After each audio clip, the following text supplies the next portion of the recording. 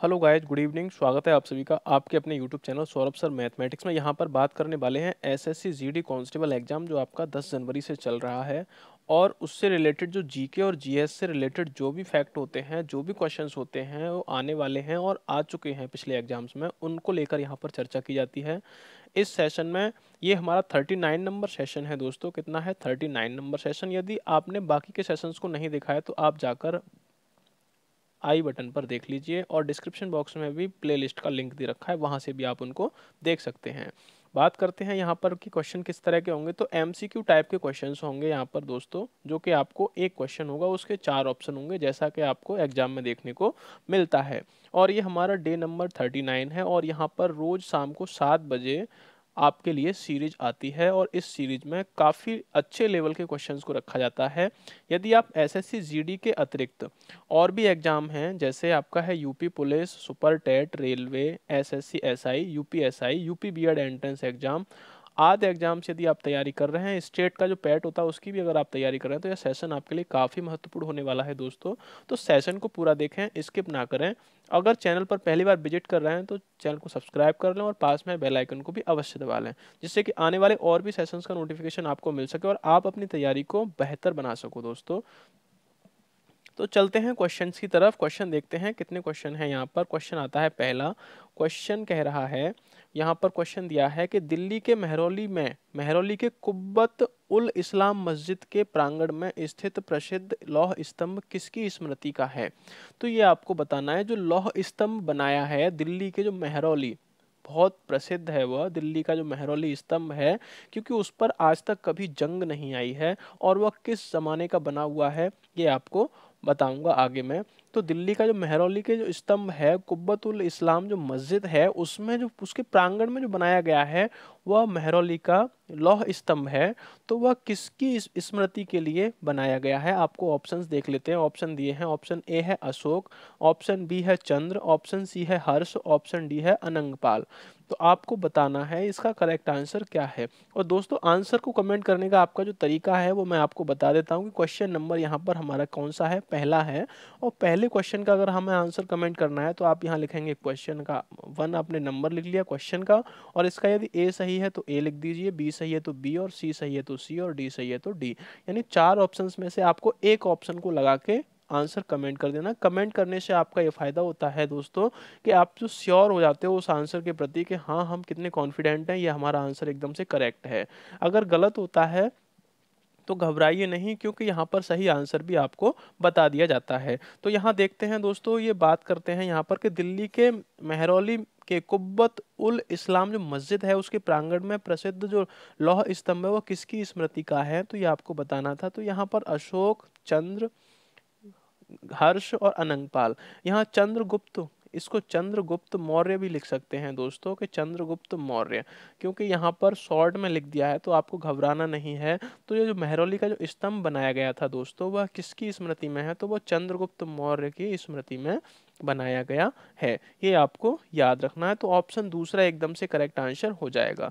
बात करते हैं यहाँ पर, देखिए ये है मेहरौली का जो स्तंभ है, आपको दिखा दिया जाए एक बार। ये किसके प्रांगण में है दोस्तों। तो ये कुब्बत उल इस्लाम जो मस्जिद है, कुब्बत कुब्बत उल इस्लाम जो मस्जिद है, इस्लाम जो मस्जिद है दोस्तों, यह उसमें उसके जो प्रांगण है उसमें बनाया हुआ है। ये कुब्बत उल इस्लाम जो मस्जिद है उसके प्रांगण में।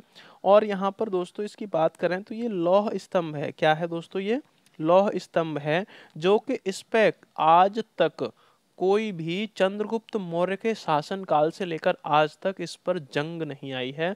ये आपको याद रखना है। अब बात कर लेते हैं, यहाँ पर बात आती है चंद्रगुप्त मौर्य की। तो चंद्रगुप्त मौर्य की यहाँ पर बात करते हैं आगे कि क्या क्या उनकी खामियां थीं, क्या क्या खूबियां थीं। तो यहाँ पर देखिए उनके शासनकाल के बारे में छोटा सा संदर्भ दे रखा है। तो चक्रवर्ती सम्राट चंद्रगुप्त मौर्य यहाँ लिखा हुआ है दोस्तों। और इनके जन्म की अगर बात की जाए तो 340 ईसा पूर्व में पाटलिपुत्र के बिहार में हुआ था दोस्तों। कहाँ हुआ था? बिहार में। और इनकी अगर ये इनके गुरु की बात की जाए तो चंद्रगुप्त मौर्य के जो गुरु थे वह चाणक्य थे, जिन्हें कौटिल्य भी कहा जाता है। और पूर्ववर्ती नंद साम्राज्य के घनानंद को इन्होंने पराजित किया था। इनका जो पूर्ववर्ती घनानंद थे, नंद वंश के साम्राज्य के जो आपके सम्राट थे उनको इन्होंने पराजित किया था। और इनका जो राज्याभिषेक हुआ था वह कब हुआ था? तो 321 ईसा पूर्व में इनका राज्याभिषेक हुआ था। बात करते हैं यहाँ पर कि इनके शासनकाल में कौन आया था, तो किसकी रचना हुई थी? तो मेगास्थनीज ने शासनकाल में चंद्रगुप्त मौर्य के में इंडिका नामक पुस्तक की रचना की थी। इनके गुरु कौन थे? दूसरे गुरु इनके भद्रबाहु थे, ये आपको याद रखना है। और इनका जो निधन हुआ था, इनका निधन 298 ईसा पूर्व में हुआ था, यानी कि 47 या 48 वर्ष की उम्र में इनका निधन हो चुका था। श्रवणबेल गोला कर्नाटक में इनका क्या हुआ था दोस्तों? तो निधन हुआ था। और इनके जो उत्तरवर्ती जो सम्राट थे, चंद्रगुप्त मौर्य के बाद गद्दी पर कौन बैठा था? तो वह सम्राट बिंदुसार गद्दी पर बैठे थे। ये दोस्तों आपको याद रखने हैं, काफी महत्वपूर्ण फैक्ट हैं दोस्तों ये। और बात कर लेते हैं यहाँ पर कि इनकी जो शासन अवधि थी वह कितनी थी? तो 321 ईसा पूर्व से लेकर 297 ईसा पूर्व तक की इनकी शासन अवधि थी। और मुद्रा राक्षस और विशाख दत्त, इसको भी आपको याद रखना है दोस्तों। और यहाँ पर बात करते हैं इनकी कि इनके पिता का नाम क्या था? तो सूर्यगुप्त स्वार्थ सिद्ध मौर्य इनके पिता का नाम था। और पत्नी का नाम क्या था? तो दुर्धरा और हेलेना इनकी पत्नी थी। माता की अगर बात की जाती है तो माता का नाम क्या था दोस्तों? माता का नाम मुरा था। ये आपको याद रखना है। तो किससे रिलेटेड है ये फैक्ट सभी? तो चंद्रगुप्त मौर्य से रिलेटेड हैं, जो कि आपका लौह स्तंभ बनवाया था। कहाँ पर? तो कुब्बतुल इस्लाम मस्जिद में, जो कि दिल्ली के मेहरौली में स्थित है, उसके प्रांगण में इन्होंने क्या करवाया था? लौह स्तंभ का निर्माण करवाया था। नेक्स्ट बात कर लेते हैं अगले क्वेश्चन की। क्वेश्चन आता है, अंग्रेज अंग्रेज घुसपैठियों ने भारत के करघे को तोड़ डाला और चरखे को नष्ट कर दिया, यह कथन किसका है? तो ये बताना है आपको, यह कथन किसका है कि अंग्रेज घुसपैठियों ने, यानी अंग्रेजों ने ही मान लो, भारत के करघे को तोड़ डाला और चरखे को नष्ट कर दिया। तो ये बात किसने की थी, ये आपको बताना है। ऑप्शंस देख लेते हैं दोस्तों। तो ऑप्शन ए है ई थॉमसन ने, बी है डी टी गैराट ने, सी है हेराल्ड लॉस्की ने, डी है कार्ल मार्क्स ने। तो इसका करेक्ट आंसर आपको कमेंट करना है। जल्दी से आप आंसर कमेंट कर देंगे तो इसका राइट आंसर आपको बताना है दोस्तों। एक बार फिर से मैं पढ़ देता हूं कि अंग्रेज घुसपैठियों ने भारत के करघे को तोड़ डाला और चरखे को नष्ट कर दिया, यह कथन किसका है? ई थॉमसन का है, डी टी गैराट का है, या हेराल्ड लॉस्की का है, या कार्ल मार्क्स का है? फटाफट से दोस्तों इसका आंसर कमेंट करेंगे तो इसका क्या आंसर हो जाएगा? जल्दी से इसका आंसर कमेंट कर दीजिए दोस्तों। राइट आंसर आपको बताना है, फटाफट से बताएंगे दोस्तों इसका राइट आंसर। तो दोस्तों इसका जो करेक्ट आंसर है हमारा कार्ल मार्क्स है। ऑप्शन डी एकदम से राइट आंसर हो जाएगा। जो अंग्रेज घुसपैठियों ने भारत के करघे को तोड़ डाला और चरखे को नष्ट कर दिया था, वह किसने कहा था? तो कार्ल मार्क्स ने कहा था। अब बात कर लेते हैं कार्ल मार्क्स के जो कुछ तथ्य थे उनके बारे में। तो दोस्तों यहाँ पर कार्ल मार्क्स के तथ्य जो आते हैं एग्जाम्स में, कभी पूछ लिए जाते हैं आपसे, तो उनको बारे में आप चर्चा करेंगे। तो लोकतंत्र समाज का रास्ता है, समाजवाद का रास्ता है। क्या है दोस्तों? लोकतंत्र जो है समाजवाद का रास्ता है। धर्म लोगों का अफीम है, ये भी आपको याद रखना है। किसने कहा है? कार्ल मार्क्स ने। तीसरा दे रखा है, साम्यवाद के सिद्धांत का एक वाक्य में अभिव्यक्त किया जा सकता है, सभी निजी संपत्ति को खत्म किया जाए। साम्यवाद का जो सिद्धांत है उसको एक वाक्य में अभिव्यक्त किया जा सकता है, और कैसे? कि सभी निजी संपत्ति को खत्म किया जाए। चौथा उन्होंने क्या बोला था? अगर कोई चीज निश्चित है तो ये कि मैं खुद एक मार्क्सवादी नहीं हूं। आगे आता है पांचवा, कि बहुत सारी उपयोगी चीजों के उत्पादन का परिणाम बहुत सारे बेकार लोग होते हैं। नेक्स्ट आता है, धर्म मानव मस्तिष्क जो न समझ सके उससे निपटने की नपुंसकता है। जो क्या है दोस्तों? कि धर्म मानव मस्तिष्क को जो न समझ सके उससे निपटने की नपुंसकता है। तो ये किसने कहे थे? कार्ल मार्क्स के। यह कुछ थॉट थे जो कि एग्जाम में पूछ ले जाते हैं कि यह किसने कहा था, तो इनको आप रिमाइंड करके एक बार रखिएगा। नेक्स्ट बात कर लेते हैं दोस्तों, क्वेश्चन आता है 13 कि भारत के संविधान की प्रस्तावना में प्रथम संशोधन कब हुआ था। ये आपको बताना है, जो भारत के संविधान की प्रस्तावना में प्रथम संशोधन कब हुआ था। राइट आंसर आपको दोस्तों इसका बताना है। ऑप्शंस देख लेते हैं। यहाँ पर ऑप्शन पहला है 1951 में, और दूसरा दे रखा है 1971 में, तीसरा है यहाँ पर 1976 में, चौथा है यहाँ पर 1984 में। तो कौन सी सन में यहाँ पर जो भारत के संविधान में संशोधन हुआ था और किसमें संशोधन हुआ था, ये आपको बताना है दोस्तों। यहाँ पर ये दे रखा है प्रस्तावना में। तो प्रस्तावना में जो पहला संशोधन हुआ था वह कब हुआ था, आप बताएंगे इसका करेक्ट आंसर। जल्दी से फटाफट कमेंट कर दीजिए दोस्तों आंसर के। प्रस्तावना में जो संशोधन हुआ था वह किस वर्ष में हुआ था। ऑप्शन ए 1951, बी 1971, सी 1976 और डी 1984, 1984। तो बताएंगे इसका करेक्ट आंसर क्या हो जाएगा। तो दोस्तों इसका जो राइट आंसर है 1976 यानी 1976 इसका करेक्ट आंसर हो जाएगा। तो 1976 में ही क्या हुआ था, प्रस्तावना में प्रथम संशोधन हुआ था। क्या हुआ था दोस्तों, प्रस्तावना में प्रथम संशोधन हुआ था 1976 में, जो कि उसमें कुछ निश्चित शब्दों को जोड़ा था। और ये आपको पता होना चाहिए कि क्या क्या जोड़ा था। आपको अगर पता है तो आप हमें कमेंट करके बताएंगे। तो ये कौन सा संशोधन हुआ था दोस्तों, ये भी आपको पता होना चाहिए। तो ये 42वां संविधान संशोधन हुआ था। कौन सा हुआ था, 42वां संविधान संशोधन। ये आपको याद रखना है। तो 42वें संविधान संशोधन को मिनी कॉन्स्टिट्यूशन यानी कि संविधान का जो संशोधन हुआ था, सबसे बड़ा संशोधन जो हुआ था आपका 42वां संशोधन ही हुआ था। तो इसको इसके द्वारा 3 वर्डों को आपकी प्रस्तावना में जोड़ा गया था। और कौन कौन से थे फटाफट कमेंट कीजिए। अगर नहीं आते हैं आपको तो नेक्स्ट सेशन में मैं आपको बताने वाला हूं। बात कर लेते हैं यहाँ पर जो संशोधन हुए थे भारत के संविधान के, कुछ महत्वपूर्ण संशोधन जो कि 42वें संविधान संशोधन से पहले हुए थे। तो पहला संशोधन कभी कभी पूछ लिया जाता है कि पहला संशोधन कब हुआ था। तो पहला संशोधन 1951 ईस्वी में हुआ था, यानी सन 1951 में हुआ था। इस संशोधन द्वारा 9वीं अनुसूची को शामिल किया गया था। तो पहले जो संविधान में कितनी अनुसूचियां थीं, 8 अनुसूचियां थीं, लेकिन पहला संशोधन करने के बाद में 9वीं अनुसूची को शामिल कर लिया गया था। दूसरा संशोधन 1952 में हुआ था, और यहाँ पर संसद के राज्यों के प्रतिनिधियों को निर्धारित किया गया था। तो संसद में राज्यों के जो प्रतिनिधि होते थे उनको निर्धारित किया गया था 1952, यानी दूसरा संविधान संशोधन होता है उसके तहत। अब आता है यहाँ पर 7वां संविधान संशोधन कब हुआ था। तो 1956 में हुआ था कि इस संशोधन द्वारा राज्यों का अबसद वर्गों में विभाजन समाप्त कर 14 राज्य और 6 केंद्र शासित क्षेत्रों में विभक्त कर दिया था। यानी कि पहले जो राज्यों को बंटवारा हुआ था वो अबसद मतलब कैटेगरी वाइज हुआ था, लेकिन यहाँ पर अब क्या हुआ, एक कैटेगरी को खत्म करके यानी अबसद को खत्म करके 7वां संविधान संशोधन 1956 में लाने के बाद यहाँ पर 14 राज्यों और 6 केंद्र शासित प्रदेशों में उनको बांट दिया गया। और आपको बता दिया जाए दोबारा से कि जो प्रथम संशोधन प्रस्तावना में हुआ था वह 42वां संविधान संशोधन था। 1976 में वह आया था। ये आपको याद रखना है दोस्तों, ये बहुत ही महत्वपूर्ण प्रश्न बनता है। नेक्स्ट बात कर लेते हैं। क्वेश्चन आता है भारत में विदेशी विनिमय संचय का प्रतिरक्षक है। तो कौन विदेशी विनिमय संचय का प्रतिरक्षक है, ये आपको बताना है। ऑप्शन देख लेते हैं। ऑप्शन ए है विदेश मंत्रालय, ऑप्शन बी है वित्त मंत्रालय, ऑप्शन सी है भारतीय स्टेट बैंक, ऑप्शन डी है भारतीय रिजर्व बैंक। फटाफट से इसका आंसर कमेंट कर देंगे दोस्तों। इसका क्या राइट आंसर हो जाएगा, जो विदेशी विनिमय के संचय का प्रतिरक्षक है। तो कौन विदेशी विनिमय को संचय करता है, उसको प्रतिरक्षा कौन प्रदान करता है, आपको राइट आंसर दोस्तों यहाँ पर बताना है।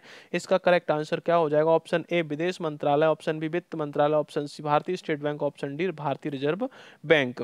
फटाफट से आंसर कमेंट करेंगे दोस्तों। इसका राइट आंसर हो जाएगा भारतीय रिजर्व बैंक। क्या हो जाएगा दोस्तों, भारतीय रिजर्व बैंक हो जाएगा। और भारतीय रिजर्व बैंक जो है आपका, भारतीय रिजर्व बैंक क्या है, भारत का केंद्रीय बैंक है। क्या है, केंद्रीय बैंक है। ये आपको याद रखना है दोस्तों, भारत का केंद्रीय बैंक है भारतीय रिजर्व बैंक।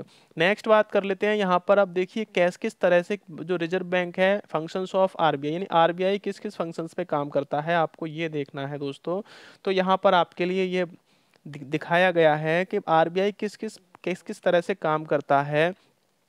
तो मॉनेटरी अथॉरिटी है दोस्तों, क्या है? मॉनेटरी अथॉरिटी है, इश्यूज ऑफ करेंसी पे काम करता है। बैंकर्स ऑफ बैंक यानी बैंकों का बैंक भी कहा जाता है। डेवलपमेंट ऑफ फंक्शंस है, यानी कि इसके जो कार्य होते हैं उनको भी डेवलप करता है। और रेगुलेटर पेमेंट एंड सेटलमेंट भी करता है। बैंकर्स ऑफ गवर्नमेंट है, यानी भारत के, यानी कि गवर्नमेंट जो होती है, गवर्नमेंट का बैंक है ये। और रेगुलेटर ऑफ फाइनेंशियल सिस्टम है। मैनेजिंग फॉरेन एक्सचेंज, यहाँ पर विदेशी विनिमय की बात हो रही थी, यहाँ पर ये आपको दे रखा है मैनेजिंग फॉरेन एक्सचेंज। और यहाँ पर आता है डिटेक्शन ऑफ फेक करेंसी, यानी कि जो काला धन होता है, जो फेक करेंसी होती है, उसको भी ये क्या करता है दोस्तों? पकड़ता है। तो ये आरबीआई के जो भी फंक्शंस होते हैं, जो कार्य होते हैं आरबीआई के, भारतीय रिजर्व बैंक ऑफ इंडिया के, वो सब यहाँ पर दर्शाए गए हैं। और आरबीआई का जो सिंबल होता है दोस्तों, ये आप देख लीजिए, ये क्या है?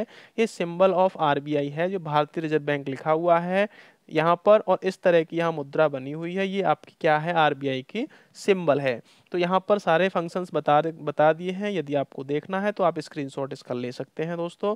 बात करते हैं नेक्स्ट क्वेश्चन की। क्वेश्चन आता है, हर्ष के शासनकाल में उत्तर भारत का सबसे महत्वपूर्ण शहर कौन सा था? जो हर्ष के शासनकाल में था। ऑप्शंस देख लेते हैं। यहाँ पर ऑप्शंस क्या दे रखे हैं दोस्तों? ऑप्शन ए है पाटलिपुत्र, ऑप्शन बी है उज्जैन, ऑप्शन सी है कन्नौज, ऑप्शन डी है थानेश्वर। राइट आंसर दोस्तों इसका कमेंट कर देंगे हमारे कमेंट बॉक्स में, आपका कमेंट देखा जाएगा। यदि आपको क्वेश्चन का कोई भी आंसर गलत लगता है तो आप उसको गलत क्वेश्चन को आंसर को कमेंट करें कि सर इसका आंसर गलत है। उस पर हमारी टीम जो है वो पूर्ण विवेक से चर्चा करेगी, और उसको अगर गलत होगा तो नेक्स्ट सेशन में उसको जरूर लेकर आया जाएगा आपके लिए। तो यहाँ पर बात करते हैं कि हर्ष के शासनकाल में उत्तर भारत का सबसे महत्वपूर्ण शहर कौन सा था? तो पाटलिपुत्र, उज्जैन, कन्नौज और थानेश्वर। फटाफट से दोस्तों इसका राइट आंसर बताएंगे, क्या इसका राइट आंसर हो जाएगा? तो कन्नौज जो था वह हर्ष के शासनकाल में महत्वपूर्ण शहर था दोस्तों। क्या था? महत्वपूर्ण शहर था हर्ष के शासनकाल में। अब यहाँ पर बात कर लेते हैं हर्ष से जुड़े हुए जो महत्वपूर्ण तथ्य थे उनके बारे में दोस्तों। तो ये आप जान सकते हैं हर्षवर्धन जो था उसके शासनकाल के बारे में। तो यहाँ 606 ईस्वी में हर्षवर्धन थानेश्वर के सिंहासन पर बैठा था। तो कब बैठा था थानेश्वर के सिंहासन पर? 606 में। अब बात करते हैं हर्षवर्धन के बारे में। जानकारी के स्रोत बाणभट्ट का हर्षचरित और हेनसांग का यात्रा विवरण और स्वयं हर्ष की रचनाएं हैं, जो हर्ष ने रचनाएं की थी। अब देखिए यहाँ पर क्या होता है, बाणभट्ट ने जो हर्षचरित लिखी थी वह हर्षचरित के शासनकाल का था। कौन था? बाणभट्ट, जो हर्षवर्धन के शासनकाल का था। दूसरा बात आती है यहाँ पर हेनसांग का यात्रा विवरण। तो हेनसांग किसके शासनकाल में भारत आया था? तो वह हर्षवर्धन के शासनकाल में भारत आया था।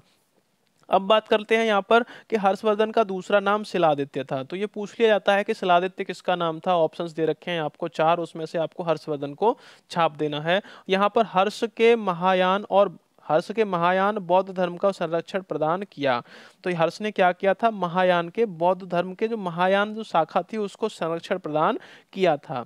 नेक्स्ट बात करते हैं, यहाँ पर आता है कि हर्ष ने 641 में अपने दूत चीन भेजे तथा 643 और 646 में 2 चीनी दूत उसके दरबार में आए थे। यानी कि हर्ष ने 641 में एक दूत अपना भेजा था चीन, अपने दूत चीन भेजे थे, और वहां से 2 दूत उसके दरबार में आए थे। हर्ष ने 646 में कन्नौज तथा प्रयाग में 2 विशाल धार्मिक सभाओं का आयोजन किया था। कन्नौज में किया था और प्रयागराज में किया था दोस्तों। कहाँ किया था? कन्नौज और प्रयाग में। ये आपको याद रखना। हर्ष ने कश्मीर के शासक के से बुद्ध के दंत अवशेष बलपूर्वक प्राप्त किए थे। जो बुद्ध थे उनके जो दंत अवशेष थे उनको बलपूर्वक हर्ष ने क्या किया था? कश्मीर के शासक से प्राप्त किया था। नेक्स्ट यहाँ पर आता है हर्ष शिव का उपासक भी था। हर्ष जो था दोस्तों क्या था?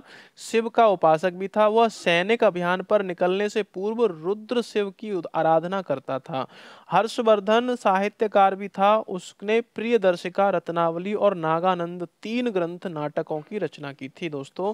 तो यहाँ पर बहुत ही महत्वपूर्ण तथ्य हैं ये आपके हर्षवर्धन से संबंधित, कि उसने प्रियदर्शिका की रचना की थी, रत्नावली की रचना की थी और नागानंद की भी रचना की थी। तो ये क्या थे दोस्तों? तीनों नाटक थे इनकी, जिसने हर्षवर्धन ने रचना की थी। बात करते हैं यहाँ पर दोस्तों नेक्स्ट क्वेश्चन की। तो क्वेश्चन आता है भारतीय संविधान की तीसरी अनुसूची का संबंध किससे है। आपको बताना है जो भारतीय संविधान की तीसरी अनुसूची है उसका संबंध है वह किससे है।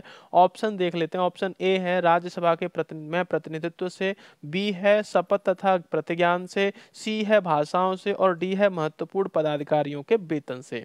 करेक्ट आंसर दोस्तों आपको करना है कमेंट। यहाँ पर फटाफट से आंसर अपना कमेंट कर दीजिए, क्योंकि यहाँ पर आपकी कमेंट से हमें क्या लगता है कि आप हाँ वाकई में अपनी तैयारी कर रहे हो, और हमें खुशी होती है इस बात की कि आप कमेंट कर रहे हो। तो यहाँ पर भारतीय संविधान की तीसरी अनुसूची का संबंध है वो किससे है, तो राज्यसभा के प्रतिनिधित्व से है, या शपथ और प्रतिज्ञान से है, भाषाओं से है, या महत्वपूर्ण पदाधिकारियों के वेतन से है। तो करेक्ट दोस्तों इसका जो आंसर है वह करेक्ट आंसर आपका है शपथ तथा प्रतिज्ञान से है। किससे है, शपथ तथा प्रतिज्ञान से।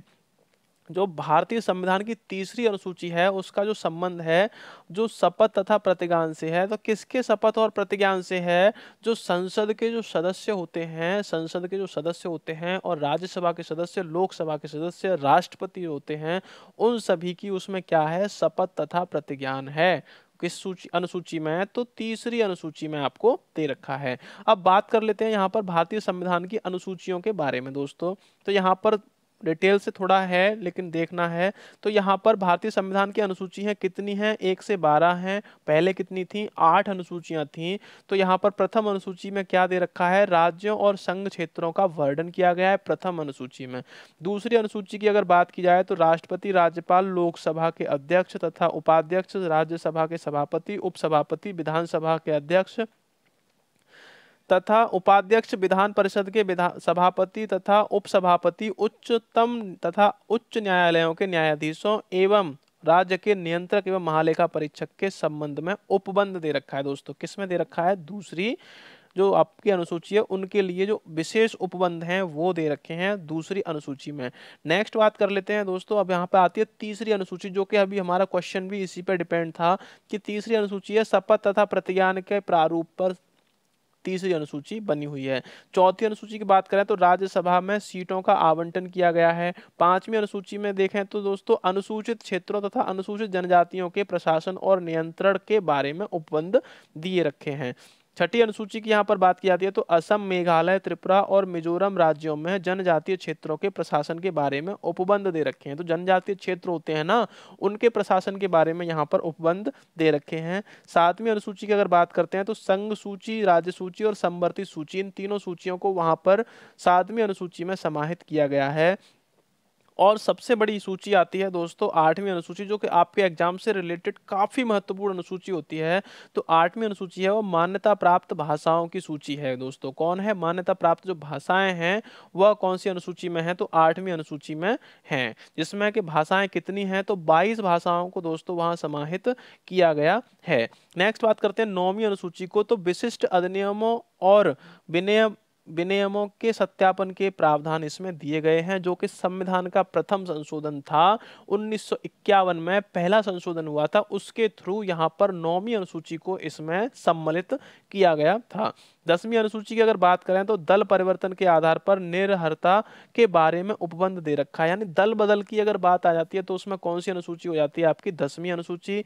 11वीं अनुसूची है जो आपकी पंचायत के अधिकार तथा प्राधिकार का दायित्व है, पंचायत राज से संबंधित है 11वीं अनुसूची। और 12वीं अनुसूची की अगर बात की जाए तो नगर पालिकाओं के अधिकार तथा प्राधिकार पर दायित्व इसमें 12वीं अनुसूची में दे रखा है दोस्तों। बात करते हैं यहाँ पर नेक्स्ट क्वेश्चन की। क्वेश्चन आता है वह व्यवस्था जिसमें मुद्रा का मूल्य गिर जाता है और कीमत बढ़ जाती है। तो कौन सा है वह मुद्रा का जिसमें मूल्य गिर जाए और कीमत बढ़ जाए।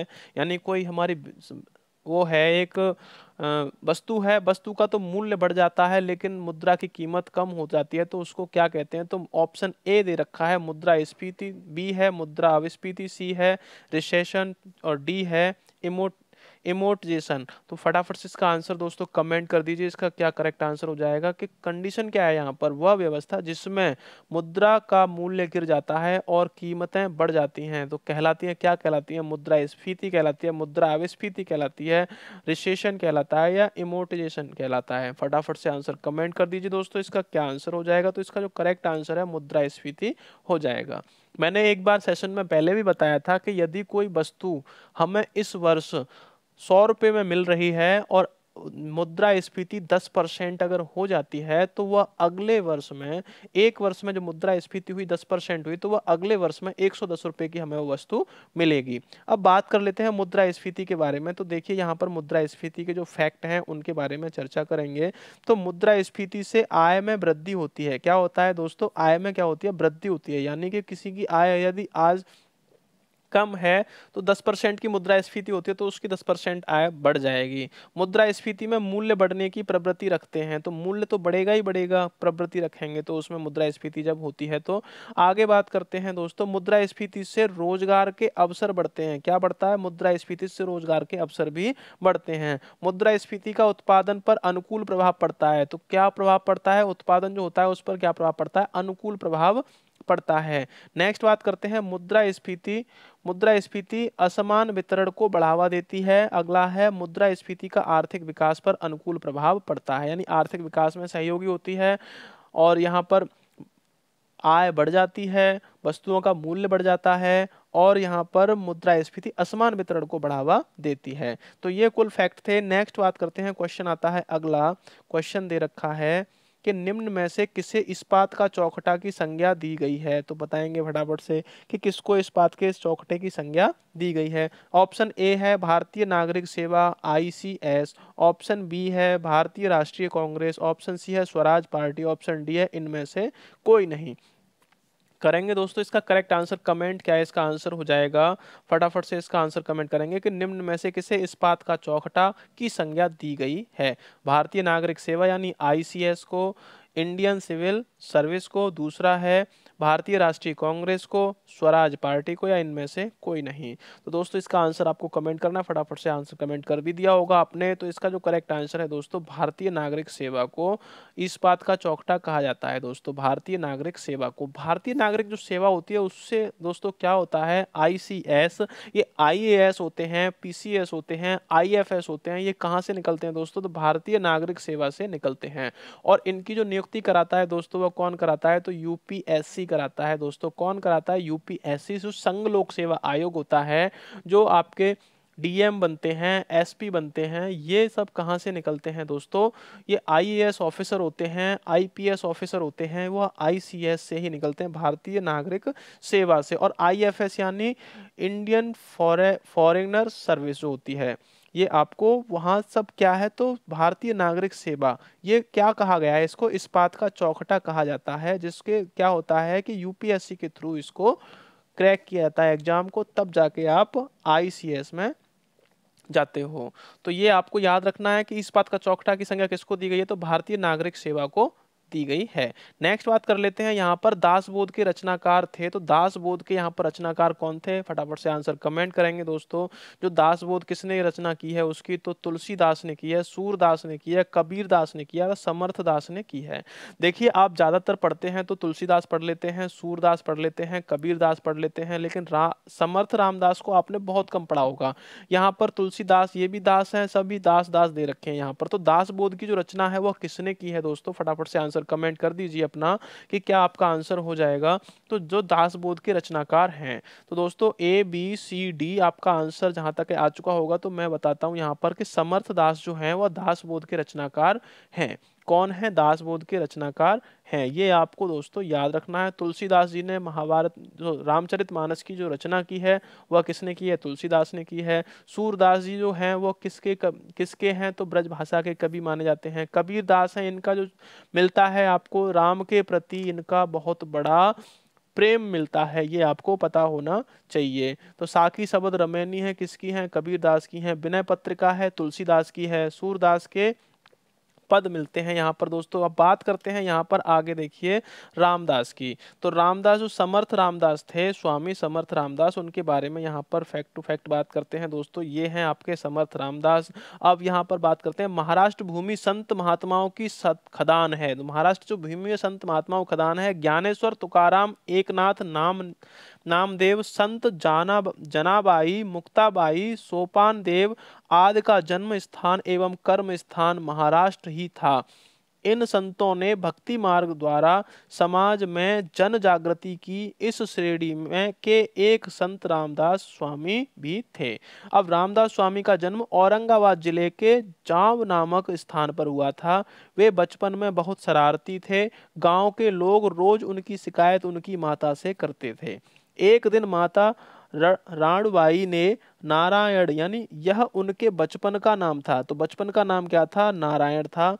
राणबाई ने नारायण से कहा, तुम दिन भर शरारत करते हो, कुछ काम किया करो। तुम्हारे बड़े भाई गंगाधर अपने परिवार की कितनी चिंता करते हैं। यह बात नारायण के मन में घर कर गई। यानी इस बात का इतना असर हुआ उनके ऊपर, उनकी माँ जो राणबाई थी, उनका उनकी इस बात का इतना असर हुआ कि उनके मन में यह बात घर कर गई और तभी से इन्होंने शरारत करना बंद कर दिया। तो इनका जन्म औरंगाबाद में हुआ था। और कहाँ हुआ था दोस्तों? औरंगाबाद में। इनका जो नाम था नारायण नाम था, बचपन का नाम। तो इनका जो करेक्ट नाम है दोस्तों रामदास स्वामी। समर्थ रामदास स्वामी ने किसकी रचना की थी? तो दासबोध की रचना की थी। नेक्स्ट बात कर लेते हैं। यहाँ पर क्वेश्चन आता है, क्वेश्चन नंबर 10 है, भारत के कुल औद्योगिक निर्यात। भारत के कुल औद्योगिक निर्यात में लघु उद्योगों की निरंतर प्रगति के लिए लघु उद्योग विकास संगठन की स्थापना कब की गई थी? ये आपको बताना है।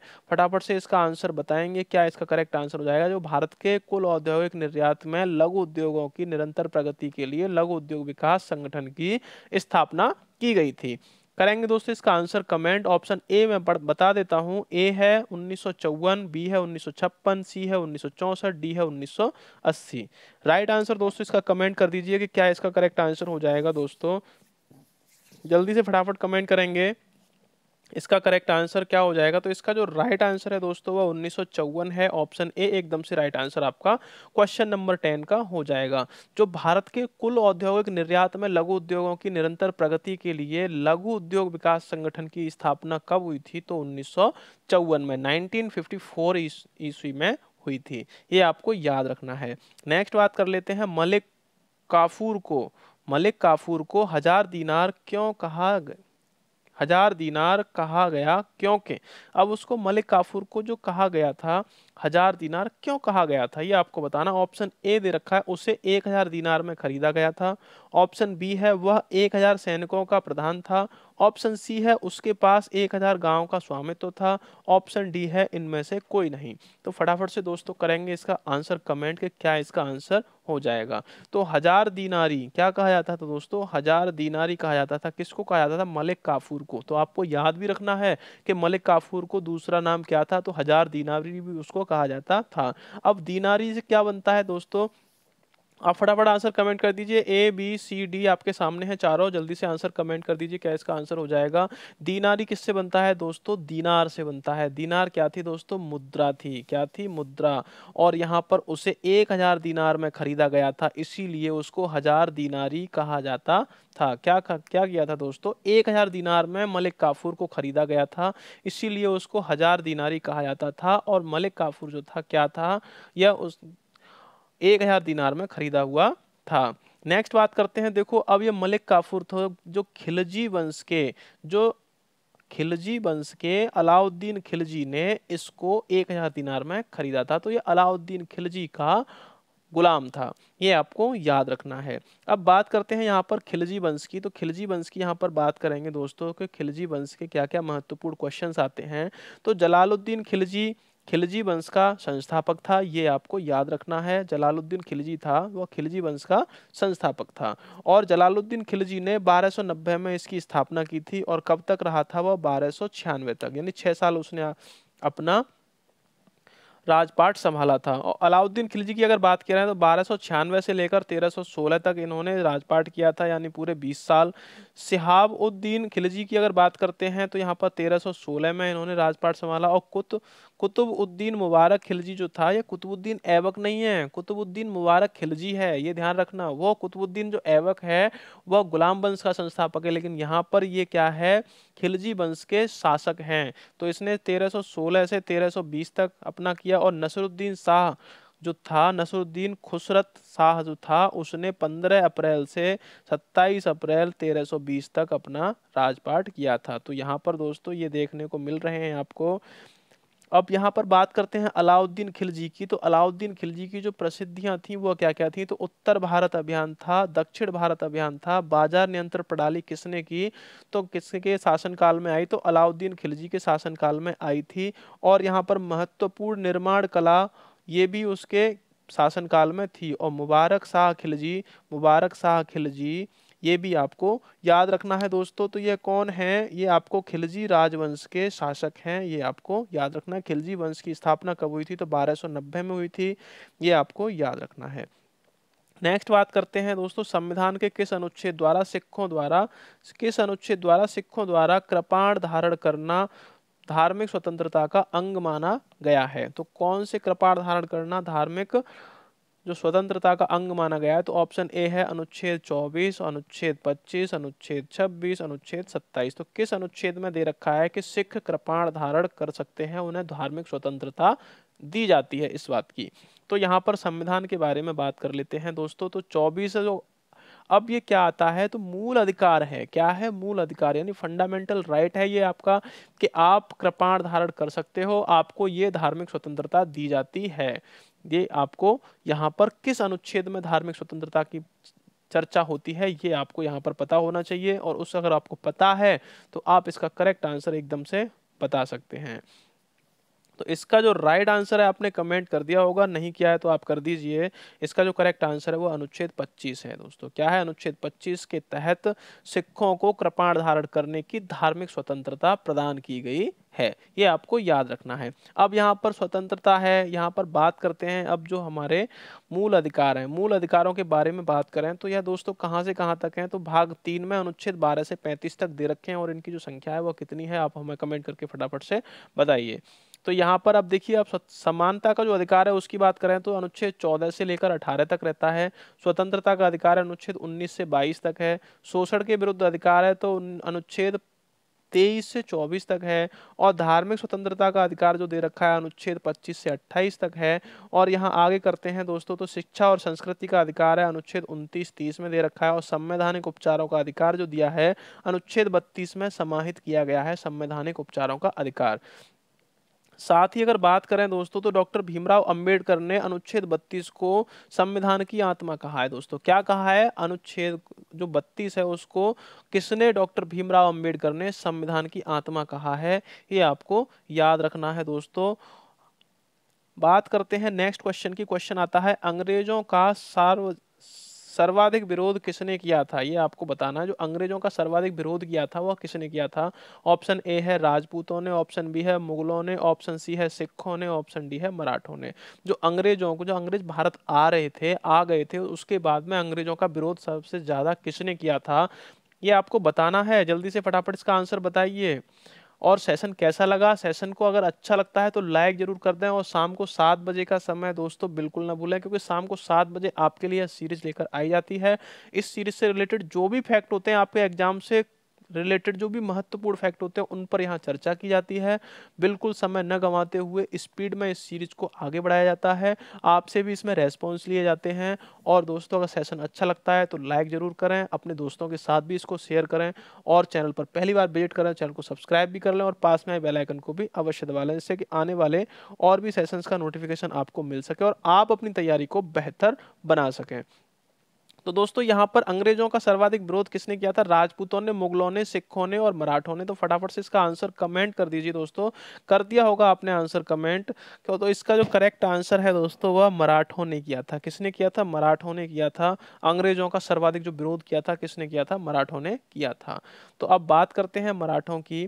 तो यहाँ पर मराठा साम्राज्य है दोस्तों, ये आपको याद रखना है। क्या है दोस्तों? मराठा साम्राज्य यहाँ पर दे रखा है। तो मराठा साम्राज्य का संस्थापक है वो कौन है? तो शिवाजी थे, जो मराठा साम्राज्य के संस्थापक थे। शिवाजी का जन्म 6 अप्रैल 1627 में शिवनेर के दुर्ग यानी कि जुन्नार समीप में हुआ था। जुन्नार के समीप में हुआ था, शिवनेर का जो दुर्ग है वहां पर।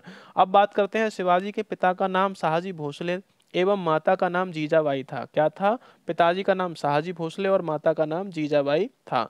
शाहजी भोसले की दूसरी पत्नी का नाम तुकाबाई मोहिते था। क्या था? जो शहाजी भोसले की दूसरी पत्नी थी उनका नाम तुकाबाई मोहिते था। ये आपको दोस्तों याद रखना है। शिवाजी के गुरु कोंडदेव थे। कौन थे दोस्तों? गुरु कोंडदेव। आध्यात्मिक क्षेत्र में शिवाजी के आचरण पर गुरु रामदास का काफी प्रभाव पड़ा था। जो शिवाजी के जो गुरु थे वह कोंडदेव थे, लेकिन आध्यात्मिक क्षेत्र में शिवाजी के जो आचरण पर गुरु रामदास का काफी प्रभाव पड़ा था, ये आपको याद रखना है। तो ये शिवाजी जो मराठा साम्राज्य के संस्थापक थे उनके बारे में काफी महत्वपूर्ण तथ्य हैं।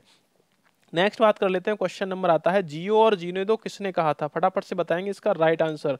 दोस्तों क्या हो जाएगा कि जियो और जीने दो किसने कहा था? ऑप्शन ए है महावीर स्वामी, ऑप्शन बी है गौतम बुद्ध, ऑप्शन सी है महात्मा गांधी, ऑप्शन डी है विनोबा भावे। राइट आंसर दोस्तों इसका करेक्ट कर दीजिए। आप आंसर कमेंट कर दीजिए जल्दी से फटाफट, क्या इसका आंसर हो जाएगा? जियो और जीने दो किसने कहा था?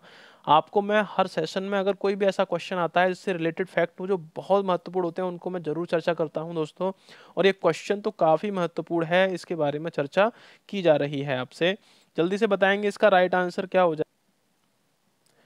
बताइए दोस्तों इसका राइट आंसर क्या हो जाएगा कि जियो और जीने दो किसने कहा था? महावीर स्वामी, गौतम बुद्ध, महात्मा गांधी और विनोबा भावे। करेक्ट आंसर दोस्तों इसका हो जाएगा महावीर स्वामी। महावीर स्वामी इसका राइट आंसर हो जाएगा। महावीर स्वामी के बारे में दोस्तों अब बात कर लेते हैं, क्या इसका महावीर स्वामी से रिलेटेड जो भी आपके फैक्ट हैं उनके बारे में। तो भगवान महावीर स्वामी यहाँ पर दे रखे हैं। Mahavira also known as Vardhaman was the 24th and last Jain Tirthankar. Mahavira was born into a royal family in what is now Bihar, India in 599 BC। तो यहाँ पर दोस्तों महावीर स्वामी के बारे में बहुत ही अच्छी बात कही गई है कि महावीर को वर्धमान के नाम से भी जाना जाता था और वह जैन धर्म के 24वें तीर्थकर थे। साथ ही दोस्तों वह अंतिम तीर्थकर थे जैन धर्म के, ये आपको याद होना चाहिए। और इनकी जो जन्म हुआ था वह कब हुआ था? तो 599 BC में इनका जन्म हुआ था। कहाँ हुआ था? तो वह बिहार में हुआ था। कहाँ पर? बिहार में। बिहार में कौन सी जगह दोस्तों? तो लुम्बिनी, सॉरी, बिहार में दोस्तों हुआ था। और इनको जो मिला था क्या, ज्ञान की जो प्राप्ति हुई थी वह बोध गया में हुई थी दोस्तों। कहाँ पर? बोध गया। बोध गया या बिहार में है, वहां पर इनको ज्ञान की प्राप्ति हुई थी, ये आपको याद रखना है। तो इनका जन्म हुआ था कहाँ पर हुआ था? बिहार में हुआ था, ये भी आपको याद रखना है दोस्तों। और दोस्तों इनके रिलेटेड जो भी आपको फैक्ट जानने हैं आप आई बटन पर जाइए। आई बटन पर आपको प्लेलिस्ट दे रखा है इसी सेशंस का, आप सेशन देखिए, वहां पर आपको काफ़ी जानकारी मिल जाएगी। यह सेशन काफ़ी लंबा ना हो जाए इस वजह से मैं इसमें कम फैक्ट को ही रख रहा हूं जो कि आपके एग्जाम से रिलेटेड हैं, महत्वपूर्ण हैं। नेक्स्ट बात कर लेते हैं दोस्तों। यहाँ पर क्वेश्चन आता है, भारतीय संविधान का अनुच्छेद 21, भारतीय संविधान का जो अनुच्छेद 21 है निम्नलिखित में से किसके विरुद्ध संरक्षण प्रदान करता है, ये आपको बताना है। तो ऑप्शन एक दे रखा है, ए केवल कार्यपालिका के विरुद्ध, ऑप्शन बी है केवल विधायिका के विरुद्ध, ऑप्शन सी है केवल न्यायपालिका के विरुद्ध, ऑप्शन डी है कार्यपालिका और विधायिका दोनों के विरुद्ध। तो राइट आंसर दोस्तों यहाँ पर कमेंट कर दीजिए, क्या इसका करेक्ट आंसर हो जाएगा? जो भारतीय संविधान के अनुच्छेद 21 में निम्नलिखित में से किसके विरुद्ध संरक्षण प्रदान करता है? बताएंगे इसका आंसर। केवल कार्यपालिका के विरुद्ध, केवल विधायिका के विरुद्ध, केवल न्यायपालिका के विरुद्ध और कार्यपालिका और विधायिका दोनों के विरुद्ध। जल्दी से करेंगे दोस्तों इसका करेक्ट आंसर कमेंट। तो क्या हो जाएगा दोस्तों? यह कार्यपालिका के विरुद्ध, कार्यपालिका के विरुद्ध भी होता है दोस्तों, और ये आपका विधायिका के विरुद्ध भी होता है। जो संरक्षण प्रदान करता है तो दोनों के विरुद्ध संरक्षण प्रदान करता है, ये कार्यपालिका और विधायिका दोनों के विरुद्ध क्या करता है दोस्तों? संरक्षण प्रदान करता है। कौन? अनुच्छेद 21। अनुच्छेद 21 में क्या है दोस्तों? तो ये आप हमें कमेंट करके बताएं। तो जीने की जो स्वतंत्रता दे रखी है दोस्तों वह किस में है? अनुच्छेद 21 में है। राइट आंसर आपका ऑप्शन डी हो जाएगा। नेक्स्ट बात कर लेते हैं दोस्तों, इस सेशन का लास्ट क्वेश्चन रहेगा ये, और क्वेश्चन बहुत अच्छा है एग्जाम की दृष्टि से। तो यहाँ पर भारत के किस राज्य में कॉफी का सर्वाधिक उत्पादन होता है, ये आपको बताना है। ऑप्शन ए दे रखा है Kerala, option B Karnataka, option C Assam, option D Tamil Nadu. Right answer दोस्तों इसका कमेंट कर दीजिए, और इसके बारे में भी काफ़ी फैक्ट हैं वो भी मैं आपको क्लियर करने वाला हूँ। करेक्ट आंसर आप कमेंट करिए तब तक। तो यहाँ पर भारत के जो राज्य है उसमें कॉफ़ी उत्पादन में सबसे अधिक किसका परसेंटेज है, ये आपको बताना है। तो ऑप्शन ए केरल, कर्नाटक, असम और तमिलनाडु। फटाफट से आंसर कमेंट करेंगे दोस्तों, इसका क्या आंसर हो जाएगा? जल्दी से कमेंट किया करें दोस्तों। तो इसका जो राइट आंसर है दोस्तों वह कर्नाटक है। क्या है? ऑप्शन बी एकदम से राइट आंसर हो जाएगा। तो भारत में जो कर्नाटक राज्य है वह कॉफी का सर्वाधिक उत्पादन करता है। अब देख लेते हैं यहाँ पर आंकड़े। तो यहाँ इंडिया कॉफ़ी मार्केट की डाटा है यहाँ पर आपका। और यहाँ पर देखते हैं, यहाँ पर दोस्तों कॉफ़ी प्रोडक्शन 18-19 का यहाँ पर दे रखा है। कॉफ़ी प्रोडक्शन है 18-19 का। और यहाँ पर कॉफ़ी की जो ब्रांड दे रखी है दोस्तों, कॉफ़ी के ब्रांड के हिसाब से कितना मीट्रिक टन वहाँ पर ये उत्पादन होता है। यहाँ पर बात करते हैं दोस्तों, देखिए यहाँ पर ये दे रखा है चार्ट, तो कर्नाटक है इसमें सबसे ज़्यादा, यानी कि समथिंग 70% से 80% जो आपकी कॉफ़ी उत्पादित होती है वह कहाँ होती है, कर्नाटक में।